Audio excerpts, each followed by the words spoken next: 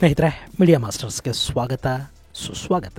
ಗೆಳೆಯರೆ, ಅದು ಡಿಸೆಂಬರ್ 28, 2024. ರಾಜಸ್ಥಾನದ ರೈತರೊಬ್ಬರು ತಮ್ಮ ಹೊಲದಲ್ಲಿ ಬೋರ್ವೆಲ್ ಅನ್ನು ಕೊರೆಸ್ತಾ ಇದ್ರು. ಹೇಳಿ ಕೇಳಿ ಅದು ಮರುಭೂಮಿ ಪ್ರದೇಶ, ಹೀಗಾಗಿ ಅಲ್ಲಿ ಕಡಿಮೆ ಅಂದ್ರೂ 800 ಅಡಿಗಳಷ್ಟು ಆಳಕ್ಕೆ ಹೋಗಲೇಬೇಕು.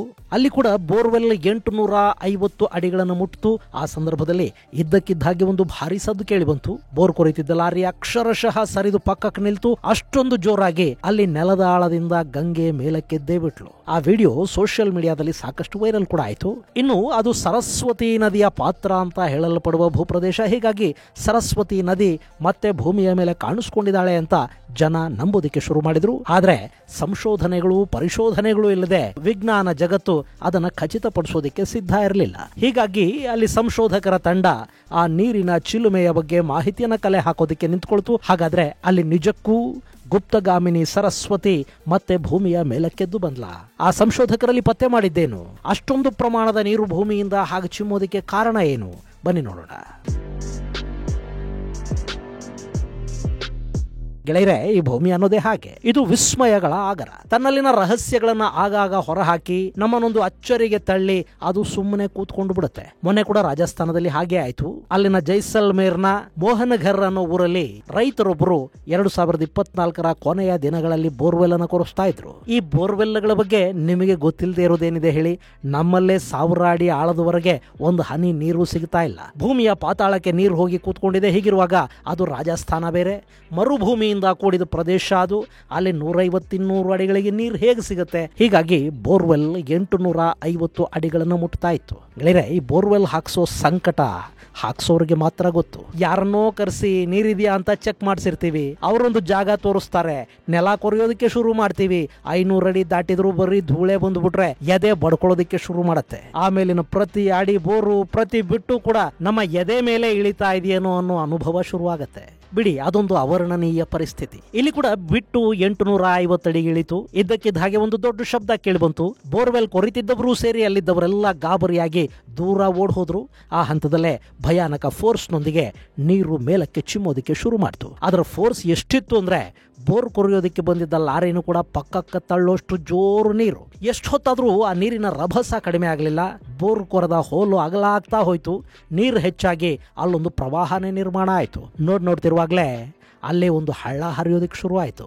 ಹೀಗೆ ಸಾಕಷ್ಟು ಗಂಟೆಗಳ ಕಾಲ ನೀರು ಚಿಮ್ಮುತ್ತಾ ಇದ್ದಿದ್ದು ಮತ್ತು ಅಷ್ಟೊಂದು ಪ್ರಮಾಣದ ನೀರು ಭೂಮಿಯ ಆಳದಿಂದ ಹೊರಹೊಮ್ಮಿದ್ದು ವಿಸ್ಮಯ ಅನ್ನಿಸದೇ ಇದ್ದಿತೆ. ಅಲ್ಲಿಗೆ ಜನ ಬರೋದಕ್ಕೆ ಶುರು ಮಾಡಿದ್ರು. ಜನ ಬಂದ ಮೇಲೆ ಬರೀ ಕೈ ಎಲ್ಲ ಬರ್ತಾರೆ. ಈಗಂತೂ ಎಲ್ಲರ ಕೈಲೂ ಮೊಬೈಲುಗಳಿವೆ. ಅವುಗಳಿಗೆ ಹೈ ರೆಸಲ್ಯೂಷನ್ ಕ್ಯಾಮರಾಗಳು ಇವೆ. ಫೇಸ್ಬುಕ್, ಇನ್ಸ್ಟಾ ಇವೆಲ್ಲ ಕಾಮನ್ನು. ಬಂದವರೆಲ್ಲ ರೀಲ್ಸ್ ಮಾಡ್ಕೊಂಡ್ರು, ತಮ್ಮ ಪೇಜುಗಳಿಗೆ ಹಾಕೊಂಡ್ರು. ಅದರಲ್ಲಿ ಯಾರೋ ಬುದ್ಧಿವಂತರಿದ್ರು, ಅವರು ಸರಸ್ವತಿ ನದಿ ಮೇಲಕ್ಕೆ ಬಂತು ಅಂದ್ರು. ಅಷ್ಟು ಹೇಳಿದ್ದೆ ತಡ, ಆ ವಿಡಿಯೋ ವೈರಲ್ ಆಗೋ ಸ್ಪೀಡು 1000 ಪಟ್ಟು ಹೆಚ್ಚಾಯ್ತು. ರಾಜಸ್ಥಾನದಿಂದ ಆ ವಿಡಿಯೋ ತುಣುಕು ಆಲ್ ಇಂಡಿಯಾ ಟೂರ್ ಮುಗಿಸಿ ವಿದೇಶಗಳಿಗೆ ಕೂಡ ಹೋಯ್ತು. ಅಲ್ಲಿಗೆ ಭಾರತದ ಪುರಾತನ ಪವಿತ್ರ ನದಿಗಳ ಪೈಕಿ ಒಂದಾದ, ಸಹಸ್ರಾರು ವರ್ಷಗಳ ಹಿಂದೆ ನಾಗರಿಕತೆಯೊಂದಕ್ಕೆ ಜನ್ಮ ಕೊಟ್ಟಿದ್ದ ವೇದಕಾಲೀನ ನದಿ ಅನ್ನೋ ಖ್ಯಾತಿಯನ್ನ ಪಡ್ಕೊಂಡ, ಇವತ್ತು ಅಂತರ್ಧಾನಗೊಳ್ಳೋ ಮೂಲಕ ಮತ್ತಷ್ಟು ಮಹತ್ವವನ್ನ ಪಾವಿತ್ರ್ಯವನ್ನ ಹೆಚ್ಚು ಮಾಡಿಕೊಂಡ ಸರಸ್ವತಿ ನದಿಯ ಬಗ್ಗೆ ಚರ್ಚೆಗಳು ಆರಂಭ ಆದವು. ಗೆಳೆಯರೆ, ಈ ಸರಸ್ವತಿ ನದಿ ಇದೆಯಲ್ಲ, ಇದರ ಮೂಲವನ್ನು ಹುಡುಕೋದಿಕ್ಕೆ ಹೊರಟವರು ಅದೆಷ್ಟೋ ಮಂದಿ. ಹಾಗೇನೆ ಆ ನದಿಯ ಅಸ್ತಿತ್ವದ ಬಗ್ಗೆ ಹುಡುಕಾಟವನ್ನ ಮೊಟ್ಟ ಮೊದಲ ಬಾರಿಗೆ ಶುರು ಮಾಡಿದ್ದು ಭಾರತೀಯರಲ್ಲ, ಬದಲಾಗಿ ಬ್ರಿಟಿಷರು. 1800 ಹೊತ್ತಿಗೆ ಭಾರತದಲ್ಲಿ, ಅದರಲ್ಲೂ ಉತ್ತರ ಭಾರತದಲ್ಲಿ ಬಲವಾಗಿ ಬೇರೂರಿದ್ದ ಬ್ರಿಟಿಷರು ನಮ್ಮನ್ನು ಆಳೋದಿಕ್ಕೆ ಅನುಕೂಲವಾಗಲಿ ಅನ್ನೋ ಕಾರಣಕ್ಕೆ ನಮ್ಮ ಇತಿಹಾಸ, ಧಾರ್ಮಿಕ ನಂಬಿಕೆಗಳನ್ನು ಅರ್ಥ ಮಾಡ್ಕೊಳ್ಳೋದಕ್ಕೆ ಒಂದಷ್ಟು ಅಧ್ಯಯನಗಳನ್ನು ಶುರು ಮಾಡ್ತಾರೆ. ಆಗ ಅವರಿಗೆ ವೇದಗಳಲ್ಲಿ, ಪುರಾಣಗಳಲ್ಲಿ ಕಾಣಿಸ್ಕೊಂಡಿದ್ದು ಸರಸ್ವತಿ ನದಿಯ ಹೆಸರು. ಹಾಗಾದ್ರೆ ಎಲ್ಲಿದೆ ಸರಸ್ವತಿ, ಯಾವುದು ಸರಸ್ವತಿ ನದಿ ಅಂತ ಹುಡುಕುವ ಕೆಲಸ ಅಲ್ಲಿ ಆರಂಭ ಆಯ್ತು. ಅವ್ರು ಎಷ್ಟೇ ಹುಡುಕಿದ್ರು ಸರಸ್ವತಿ ನದಿ ಸಿಗಲಿಲ್ಲ. ಹೀಗಾಗಿ ಆ ಹುಡುಕಾಟಕ್ಕೆ ಕೂಡ ಒಂದು ಕಾಮಾನೋ ಫುಲ್ ಸ್ಟಾಪೋ ಇಡಬೇಕಿತ್ತು. ಸೊ ಶಿವಾಲಿಕ್ ಪರ್ವತ ಶ್ರೇಣಿಯಲ್ಲಿ ಈ ಸರಸ್ವತಿ ನದಿ ಹುಟ್ಟುತ್ತಾ ಇತ್ತು. ಇವತ್ತು ನಾವು ಕಾಣುವ ಗಾಗರ್ ಹಕ್ರ ಸರಸ್ವತಿಯ ಉಪನದಿ ಅನ್ನೋ ಕನ್ಕ್ಲೂಷನ್ಗೆ ಅವರು ಬಂದ್ರು. ಇನ್ನು ಫ್ರೆಂಚ್ ಜಿಯಾಲಜಿಸ್ಟ್ಗಳು 1855ರಲ್ಲಿ ಗಾಗರ್ ಹಕ್ರ ನದಿನೇ ಸರಸ್ವತಿ ಇರಬೇಕು ಅನ್ನೋ ಅಭಿಪ್ರಾಯವನ್ನು ವ್ಯಕ್ತಪಡಿಸಿದ್ರು. ಇದೇ ಅಭಿಪ್ರಾಯಕ್ಕೆ 1893ರಲ್ಲಿ ಬ್ರಿಟಿಷ್ ಭೂವಿಜ್ಞಾನಿ CF ವೋಲ್ಡ್ ಹ್ಯಾಮ್ ಕೂಡ ಬಂದರು. 1917ರಲ್ಲಿ ಪುರಾತತ್ವ ತಜ್ಞ ಮಾರ್ಕ್ ಔರೆಲ್ಸ್ಟೈನ್ ಕೂಡ ಗಾಗರ್ ಹಕ್ರಾನೇ ಸರಸ್ವತಿ ಅಂತ ಹೇಳ್ಬಿಟ್ರು. ಇಷ್ಟಾದ್ರೂ ನಮ್ಮಲ್ಲಿನ ಜನರಲ್ಲಿರೋ ನಂಬಿಕೆಗಳು ಮಾತ್ರ ಬೇರೆನೇ ಇತ್ತು. ಅಲ್ಲಿ ಗಾಗರ್ ಹಕ್ರಾ ಅನ್ನೋ ನದಿ ಇರೋದು ನಿಜ, ಆದ್ರೆ ಅದೇ ಸರಸ್ವತಿ ನದಿ ಅಲ್ಲ.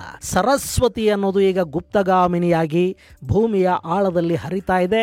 ಹೀಗಾಗಿ ಇವೆರಡು ಬೇರೆ ಬೇರೆ ನದಿಗಳು ಅಂತ ನಮ್ಮ ಜನ ವಾದ ಮಾಡಿದ್ರು. ಮುಂದೆ 1970ರ ನಂತರ ಅಂದ್ರೆ ಸ್ವಾತಂತ್ರ್ಯ ಬಂದು 23 ವರ್ಷಗಳಾದ ನಂತರ ಸರಸ್ವತಿಯನ್ನ ಹುಡುಕುವ ಅಗತ್ಯವನ್ನ ಸರ್ಕಾರ ಕೂಡ ಮನಗಾಣ್ತು.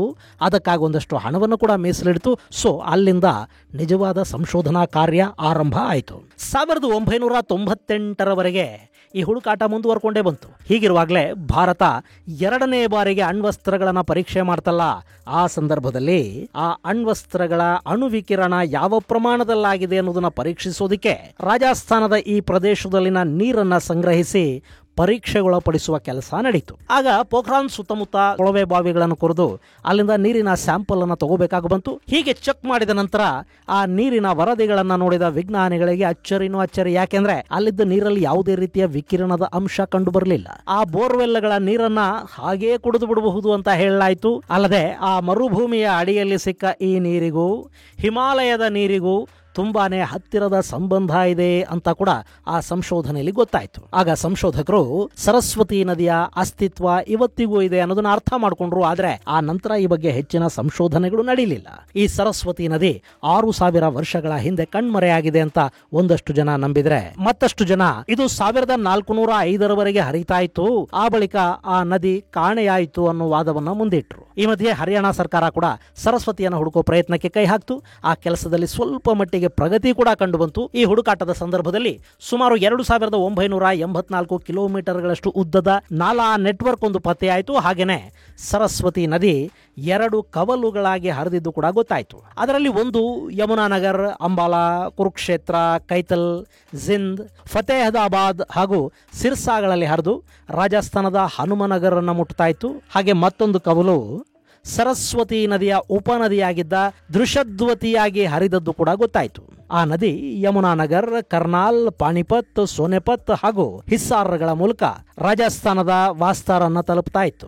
ಈ ನದಿ ಪಾತ್ರದಲ್ಲಿ ಹರಪ್ಪ ನಾಗರಿಕತೆಯ ಕುರುಹುಗಳು ಕೂಡ ಪತ್ತೆಯಾಗಿರೋದ್ರಿಂದ ಈ ನದಿ ಸುಮಾರು 14,000 ವರ್ಷಗಳಿಂದ ಇಲ್ಲಿ ಹರಿದಿರಬಹುದು ಅನ್ನೋ ನಿರ್ಧಾರಕ್ಕೆ ಸಂಶೋಧಕರು ಬಂದರು. ಹೀಗಾಗಿ ಸರಸ್ವತಿಗೆ ರಾಜಸ್ಥಾನದ ಜೊತೆ ಕೂಡ ಸಂಬಂಧ ಇರೋದ್ರಿಂದ ಮೊನ್ನೆ ನೆಲದ ಆಳದಿಂದ ಉಕ್ಕಿದ ನೀರು ಸರಸ್ವತಿಯಲ್ಲದೆ ಬೇರೇನೂ ಆಗಿರೋದಕ್ಕೆ ಸಾಧ್ಯನೇ ಇಲ್ಲ ಅನ್ನೋ ವಾದವೊಂದು ಅಲ್ಲಿ ಕೇಳಿ ಬರುವುದಕ್ಕೆ ಶುರುವಾಯಿತು.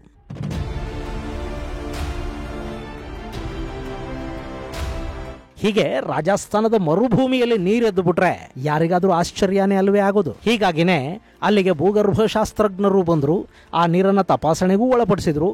ಆ ನೀರಲ್ಲಿ ಗ್ಯಾಸ್ ಕೂಡ ಮಿಕ್ಸ್ ಆಗಿದೆ ಅನ್ನೋದು ಗೊತ್ತಾಯಿತು. ಇಲ್ಲಿ ತಜ್ಞರು ಹೇಳ್ತಾ ಇರೋದೇನು ಅಂದರೆ, ನೆಲದ ಆಳದಲ್ಲಿ ಮೇಲ್ಮುಖವಾಗಿ ನೀರನ್ನು ತಳ್ಳುವ ಒಂದಷ್ಟು ನೈಸರ್ಗಿಕ ಬಾವಿಗಳು ನಿರ್ಮಾಣ ಆಗಿರುತ್ತವೆ. ಅಲ್ಲಿಗೆ ಬೋರ್ ಹೋಲ್ ಮಾಡಿದಾಗ ನೀರು ಪಂಪ್ ಮಾಡೋ ಅಗತ್ಯನೇ ಇಲ್ಲದೆ ತಾನೇ ತಾನಾಗಿ ಚಿಮ್ಮೋದಿಕ್ಕೆ ಶುರುವಾಗುತ್ತೆ. ನಮ್ಮಲ್ಲಿ ಕೂಡ ಮಲೆನಾಡಿನ ಕೆಲ ಭಾಗಗಳಲ್ಲಿ ಇಂಥ ಪಂಪಿಂಗ್ ಮಾಡಬೇಕಾದ ಅಗತ್ಯ ಇಲ್ಲದೆ ನೀರು ಚಿಮ್ಮುತ್ತಾ ಇರೋ ಬೋರ್ವೆಲ್ಗಳಿವೆ. ಇಲ್ಲಿ ಕೂಡ ಅದೇ ಆಗಿರಬಹುದು. ಇನ್ನು north east institute of science and ಟೆಕ್ನಾಲಜಿಯ ನಿರ್ದೇಶಕ ವೀರೇಂದ್ರ ತಿವಾರಿ ಅವರು ಇನ್ನೂ ಒಂದು ಅಂಶವನ್ನು ಇಲ್ಲಿ ಹೇಳ್ತಾ ಇದ್ದಾರೆ. ಮರುಭೂಮಿಯ ಪ್ರದೇಶದಲ್ಲಿ ನೀರಿನ ಸಂಗ್ರಹಾಗಾರಗಳು ನೆಲದ ಆಳದಲ್ಲಿ ಏರ್ಪಟ್ಟಿರುತ್ತವೆ. ಅವುಗಳನ್ನು ಪಂಕ್ಚರ್ ಮಾಡಿದಾಗ ಕೂಡ ಹೀಗೆ ನೀರು ರಭಸವಾಗಿ ಮೇಲೇಳೋ ಸಾಧ್ಯತೆ ಇರುತ್ತೆ. ಜೈಸಲ್ಮೇರ್ ಸುತ್ತಮುತ್ತಲಿನ ಪ್ರದೇಶಗಳಲ್ಲಿ ಇಂಥ ಸಾಕಷ್ಟು ಭೂಮಿಯ ಆಳದ ಜಲಸಂಗ್ರಹಾಗಾರಗಳಿವೆ ಅನ್ನೋದನ್ನ ಭೂಗರ್ಭ ಶಾಸ್ತ್ರಜ್ಞರು ಕೂಡ ಈಗಾಗಲೇ ಹೇಳಿದ್ದಾರೆ. ಇಲ್ಲಿನ ಜನರ ನೀರಿನ ಆಸರೆಯಾಗಿರೋದು ಕೂಡ ನೆಲದ ಆಳದಲ್ಲಿ ಏರ್ಪಟ್ಟ ಇಂಥ ಶುದ್ಧಾತಿ ಶುದ್ಧ ನೀರಿನ ಸಂಗ್ರಹಾಗಾರಗಳೇ. ಆದರೆ ಇಲ್ಲಿ ಹಾಗೆ ಬರ್ತಾ ಇರೋ ನೀರಿನ ಜೊತೆಗೆ ಗ್ಯಾಸ್ ಕೂಡ ಸೇರ್ಕೊಂಡಿರೋದ್ರಿಂದ ನೀರಿನ ರಭಸ ಹೆಚ್ಚಾಗ್ತಾ ಇದೆ. ನೀವು ನೋಡಿರ್ತೀರಿ, ಬೋರ್ವೆಲ್ ಹಾಕಿದ ಮೇಲೆ ಅಲ್ಲಿ ನೀರು ಬೀಳುತ್ತಲ್ಲ, ಆಗ ಬೋರ್ ಲಾರಿಯವರು ವ್ಯಾಕ್ಯೂಮ್ ಅನ್ನು ಫಿಲ್ ಮಾಡಿ ಆ ನೀರು ರಭಸವಾಗಿ ಮೇಲಕ್ಕೆ ಚಿಮ್ಮುವ ಹಾಗೆ ಮಾಡೋ ಮೂಲಕ ರೈತರಿಗೊಂದು ಖುಷಿ ಕೊಡೋ ಪ್ರಯತ್ನವನ್ನು ಮಾಡ್ತಾರೆ. ಇನ್ನು ಇಲ್ಲಿ ಭೂಮಿಯ ಒಳಗೆ ಹೆಚ್ಚು ಒತ್ತಡದ ಗ್ಯಾಸ್ ಇದ್ದಿದ್ದರಿಂದ ಅಲ್ಲಿ ಆ ಗ್ಯಾಸ್ ಮೇಲೆ ಬರುವುದಕ್ಕೆ ಪ್ರಯತ್ನ ಮಾಡಿದೆ. ಆ ಸಂದರ್ಭದಲ್ಲಿ ನೀರು ಕೂಡ ಅದರ ಜೊತೆ ಸೇರಿದ ಪರಿಣಾಮ ನೀರನ್ನು ತಗೊಂಡು ಅದು ಅತ್ಯಂತ ವೇಗವಾಗಿ ಮೇಲಕ್ಕೆ ಬರ್ತಾ ಇದೆ. ಈ ಕಾರಣದಿಂದಾಗಿ ಅಲ್ಲಿ ನೀರು ರಭಸವಾಗಿ ಮೇಲಕ್ಕೆ ಚಿಮ್ಮೋದಕ್ಕೆ ಸಾಧ್ಯವಾಗ್ತಾ ಇದೆ ಅನ್ನೋದು ಸಂಶೋಧಕರ ವಾದ. ಹಾಗೆ ಅಲ್ಲಿ ಕಂಡುಬಂದ ಗ್ಯಾಸ್ ಅಪಾಯಕಾರಿಯಲ್ಲ, ಉರಿಯುವ ಲಕ್ಷಣವನ್ನು ಹೊಂದಿರುವ ಗ್ಯಾಸ್ ಕೂಡ ಅದಲ್ಲ ಅಂತ ಸಂಶೋಧಕರು ಹೇಳ್ತಾ ಇದ್ದಾರೆ. ಭೂಮಿಯ ಆಳದಲ್ಲಿನ ಯಾವುದೋ ಅನಿಲ ಈ ಕೊಳವೆ ಬಾವಿಯ ಮೂಲಕ ನೀರಿನ ಜೊತೆ ಸೇರಿ ಮೇಲೆ ಬಂದ ಕಾರಣದಿಂದ ನೀರಿನ ಬುಗ್ಗೆನೆ ಅಲ್ಲಿ ಎದ್ದಿದೆ. ಈಗ ಗ್ಯಾಸ್ ನಿಂತು ಹೋಗಿದೆ, ಹೀಗಾಗಿ ನೀರು ಬರೋದು ನಿಂತಿದೆ. ಆದರೆ ಇದು ಸರಸ್ವತಿ ನದಿನಾ? ಆ ಬಗ್ಗೆ ಸಂಶೋಧಕರು ಇನ್ನೂ ಏನನ್ನು ಖಚಿತವಾಗಿ ಹೇಳ್ತಾ ಇಲ್ಲ. ಬಹುಶಃ ಆಗಿರಲಾರ್ದು ಅಂತಲೇ ಅವರು ಹೇಳ್ತಾ ಇದ್ದಾರೆ. ಆದರೂ ಆ ನೀರಿನ ಪರೀಕ್ಷೆ ಮಾಡಿದರೆ ಅದರ ಗುಣಲಕ್ಷಣಗಳ ಮೇಲೆ, ಹೋಲಿಕೆಗಳ ಮೇಲೆ ಅದು ಯಾವ ನೀರು ಅನ್ನೋದನ್ನ ಅರ್ಥ ಮಾಡ್ಕೊಳ್ಳೋದಕ್ಕೆ ಸಾಧ್ಯ ಆಗಬಹುದು. ಅದು ಗೊತ್ತಾಗೋದಕ್ಕೆ ಇನ್ನಷ್ಟು ದಿನ ಕಾಯಬೇಕಾಗುತ್ತೇನೋ. ಇದು ಗೆಳೆಯರೆ, ಜೈಸಲ್ಮೇರ್ನ ಮರುಭೂಮಿಯಲ್ಲಿ ಕಂಡುಬಂದ ಜಲವಿಸ್ಮಯದ ಕುರಿತಾದ ಒಂದಷ್ಟು ಮಾಹಿತಿ. ಮುಂದಿನ ಸಂಚಿಕೆಯಲ್ಲಿ ಮತ್ತಷ್ಟು ವಿಶೇಷಗಳ ಜೊತೆ ಮತ್ತೆ ಭೇಟಿಯಾಗೋಣ. ಅಲ್ಲಿವರೆಗೆ ಜೈ ಹಿಂದ್, ಜೈ ಕರ್ನಾಟಕ.